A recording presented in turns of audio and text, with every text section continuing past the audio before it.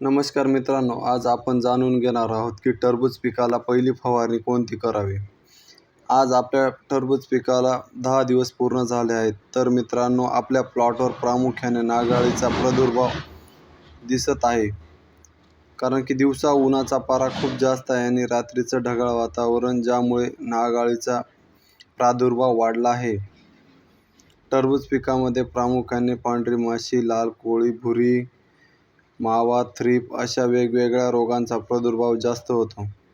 तर आपण आपल्या प्लॉटवर पसुरा कंपनीचं इक्साडस आणि पसुरा कंपनीचं बायोफोर्स हे दोन्ही औषधांची फवारणी करणार आहोत. हे दोन्ही औषधे जैविक कीटकनाशक आहेत. याचा वापर आपण प्रामुख्याने नाग अळी, पांढरी माशी, थ्रिप्स, लाल कोळी, मावा, तुडतुडे या रोगांवर चांगल्या प्रकारे नियंत्रण करते. तर बघू शकता मित्रांनो, आपल्या प्लॉटवर आपण कशी फवारणी करतो आहे तुम्ही बघू शकता. या प्लॉटला जवळजवळ आज 10 दिवस पूर्ण झालेले आहेत. 2 पानांमध्ये हा प्लॉट आहे.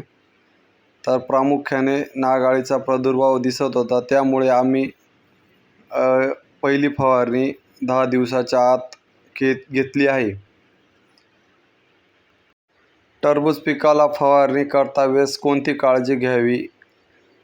टरबूज पिकाला फवारणी करता वेळेस जर फवारणी आपण दुपारी केली तर पिकास हानिकारक राहते. फवारणी करता वेळेस सकाळी 8च्या आत केली गेली पाहिजे, नाहीतर सायंकाळी 5 नंतर आपण आपल्या प्लॉटवर फवारणी केली पाहिजे. तुम्ही बघू शकता कशा प्रकारे आपला प्लॉट सेट झालेला आहे. हा प्लॉट जवळजवळ आपला 1.5 ते पावणे 2 एकरच्या क्षेत्रामध्ये आहे. या प्लॉटची रुंदी आम्ही 7 फूट ठेवलेली आहे व 2 रोपांमधील अंतर हे 1.5 फूट ठेवलेले आहे. आपण टरबूज पिकाची लागवड ही झिगझॅग पद्धतीने केलेली आहे.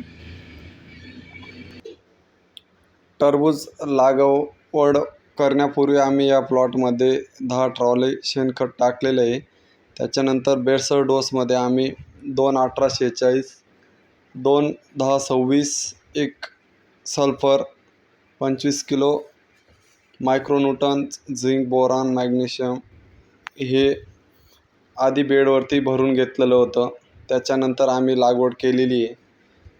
लागवड करता वेळेस कोरडं क्षेत्रामध्ये आम्ही लागवड केलेली होती, त्याच्यानंतर पाणी दिलेलं आहे. तर मित्रांनो, बघू शकता हा प्लॉट. माहिती आवडल्यास इतर शेतकरी बांधवांना पोहोचवा. धन्यवाद.